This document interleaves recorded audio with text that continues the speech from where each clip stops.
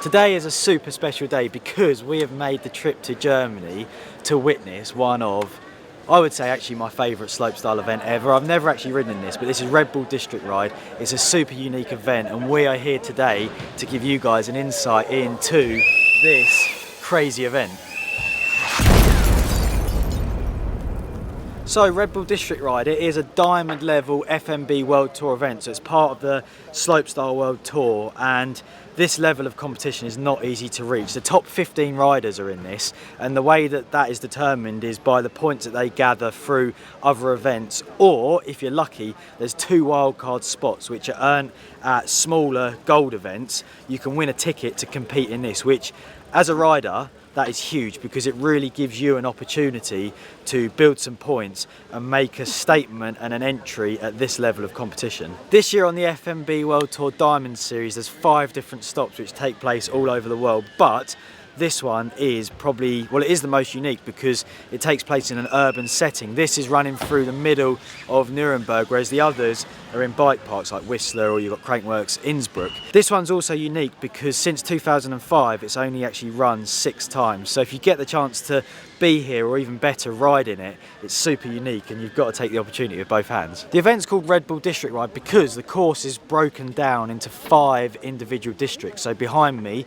is the Castle District, that then leads into the Jump Box District, then the Quarterpipe District, and then we go into the Dirt District and finish on the Big Air District. Now that's a long course, there's 16 features, the riders get 2 runs down, best one counts, and it's different to most comps because most comps the course is judged as an overall, whereas here each district is judged individually and then that combined gives you your overall score. From my perspective, this course is really perfect because it looks super trickable, and what I mean by that is the features are big, but some events that I've been to in the past, some that I've ridden in, they've made the jumps massive, meaning that it's super scary and you tend to only stick to the safe tricks that you know, whereas this looks super progressive. The jumps are big, but they're also very inviting for the riders to send the biggest tricks. And I'm so excited for the event. I've watched this on the feed so many times. Sam's won the event. Sam came here in 2011 and got top spot. So to be in Nuremberg and witnessing it is awesome. And what we're going to do now is do a bit of a course walk. Practice is happening, so we'll catch up with some of the riders, see what's going down, and just give you guys a bit of an insight into what's happening here at District Ride.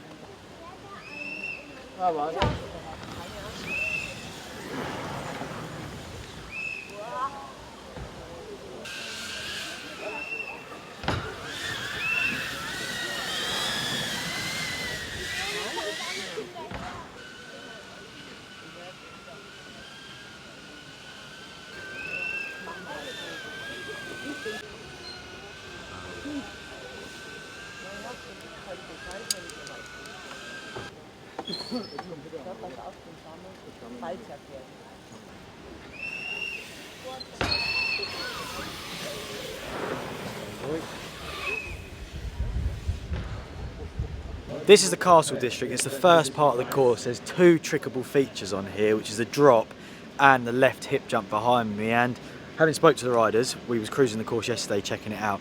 It's quite a technical section because you've got a big flat drop, which is difficult to trick, but you gain a lot of speed coming off the castle into the steep berm, and it means you're going so quick for the hip.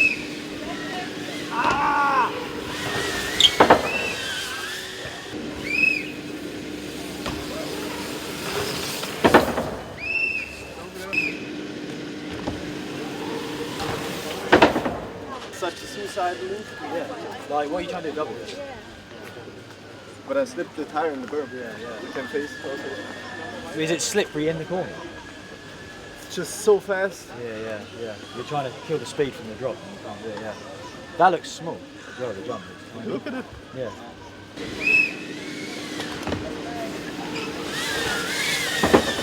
Made our way to the second district, which is the Jump Box District, and behind me you can see there's like a jump box lip, which is what you'd find in a skate park, but instead of the landing being flat, it's completely down, which makes it gnarly. The boys are warming up, working out their stuff now, so this is more interesting than my talking. Let's get it. Strong. You got this, bro.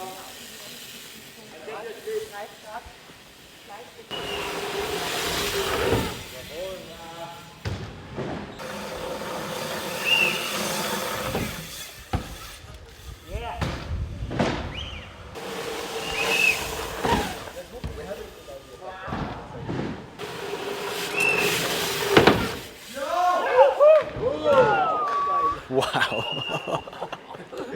Kashi down the step down, that's insane. But what's interesting, I mean, that was mind blowing, because as you can see from here, it's so blind. But this feature's cool because you've got David Godziak and Lucas Hooper who are riding it like a tech feature with the 180 and the manuals, and then Nicholi obviously doing the cash roll. I don't know what I find more impressive. I'll let you guys decide that. But that Kashi was incredible. That district has two bits. That was the first section, the step down. It goes into like actually a huge on-off box, which we'll cruise down and look at now, because I think, well, that cash roll could be top. We were stood there yesterday watching, and Tim did a double flip. I'll insert the iPhone clip now. Insane.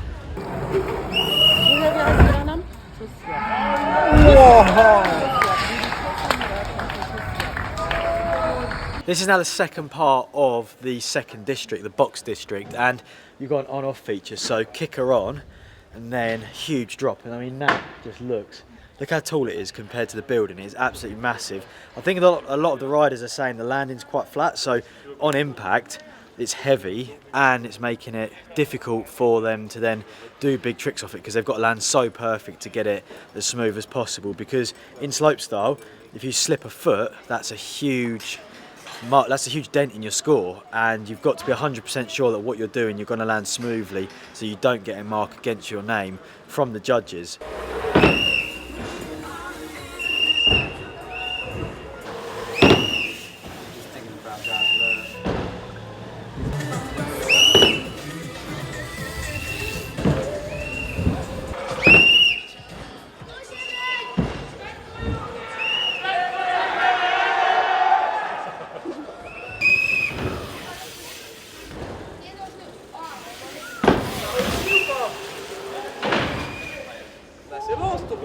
Something like the S and the P? Yeah. And then like further up for flips.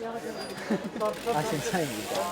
We made our way to the third district, which is the quarter pipe district, and I would actually say this is probably the option where you can get most creative, because although there's one line through it, as you just saw what Eistedt did, he went up and then used it as a drop. So I like this sort of thing because it means you can kind of put your own style on it, rather than, like, the dirt jumps are amazing, they're awesome and everyone has their own style, but you can really on this be creative with the course.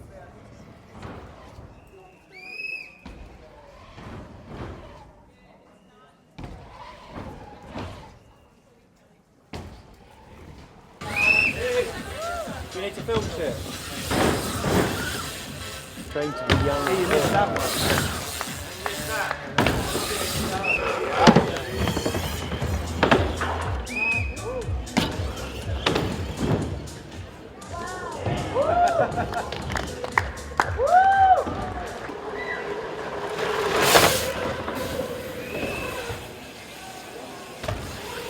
Wow, the amount of pedalling in there. I know he started on the landing, so obviously in his run you wouldn't be charging that much into it, but the fact he was sprinting down there into a quarter pipe, that tells you the scale of which that ramp is, because he went big out of that as well. That was sick. Honestly, it kind of sucks not being able to go on it and ride, because it looks so fun. We're down at the dirt district now. This is the fourth district, and I would say it's definitely the best looking one. The jumps look amazing. They're pretty scary. Like, you've got a steep roll in, it's like a real skate park feature, steep takeoff into the steepest landing, which the riders are just over clearing the knuckle, and it's kind of treating it a bit like a drop, but a safe one.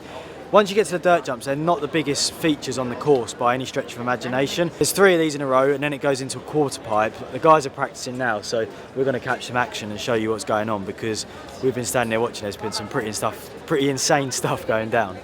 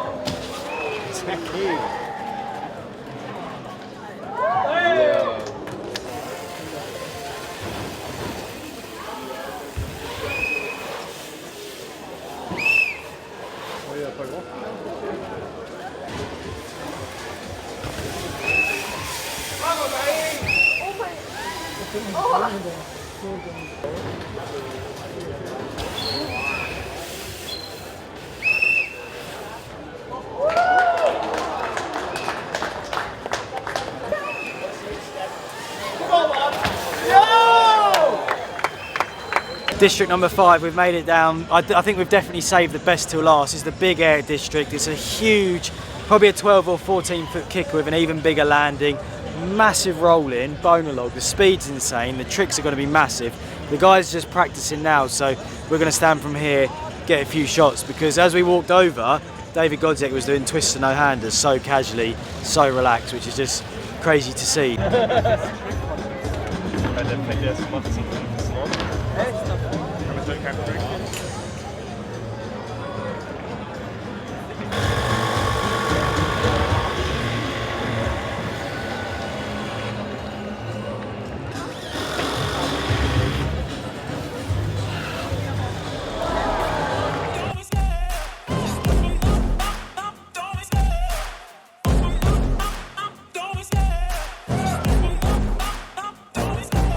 Love the chase and the hunt, and I set the pace when I'm running. I always take what I want and I always give it 100. Don't need a bank, no, I'm funded. Right, we're with a familiar face that I'm sure a lot of you will recognise. This is Aaron Chase, legendary mountain bike rider, and he's going to give us a little insight because he designs the course and judges. So Aaron, thanks for joining us. Thanks. What goes into designing something like this in the urban setting? It must be pretty insane. Yeah, this is a puzzle piece to, this is a puzzle to put together, absolutely. So what goes into something like this is we know that it's going to start at the castle and end right down here at this. And besides that, we walk through the streets and decide which path it goes. Once we figure that out, then we start dropping in different districts and different ramps. And then you go back to the town and make sure that everything's going to work out for everybody that lives here. Sure. And the fire department and the bathrooms and the tunnels for people and pedestrians. And then this whole place fills up with a whole crowd of people. So there's a lot of stuff going on with just doing the course. And yeah, it's not just like, hey, yeah, we'll just throw some jumps down on the road and make it happen. So yeah, there's a lot of logistically, it's a bit of a nightmare. Yeah. And from a judging point of view, like obviously it's broke down into the 5 districts. Is it more difficult to judge than a normal slope event, or is it easier because it's broken down? So the way that it's broken down is I actually judge District 2 and 4, and then there's another 2 judges that judge the other 2 districts, and then we all judge the last district, and then there's 2 other judges that judge the whole thing. Okay. So it's a lot of numbers that all get computed. Yeah. And then you'll get your score up until this last feature right here. So you'll get your score up on the deck, which I guess in theory gives you an idea of what you need to do on the last jump. So you know whereabouts you are and what to do. Yeah. I don't think it really changes anybody's last trick really by knowing what the score is, but it's just one of those things that you can kind of geek out on, you know? Yeah. No, that's brilliant. We won't keep you too long, but thanks for the insight and that. And yeah, have a good district ride. My pleasure. Thank you. I can't wait. It's going to be a hell of a show. Should be sick. There we go, that is a look at the course then, few guys practicing. I'm so excited for the event, and it was really cool to get an insight and some words from Aaron Chase there at the end.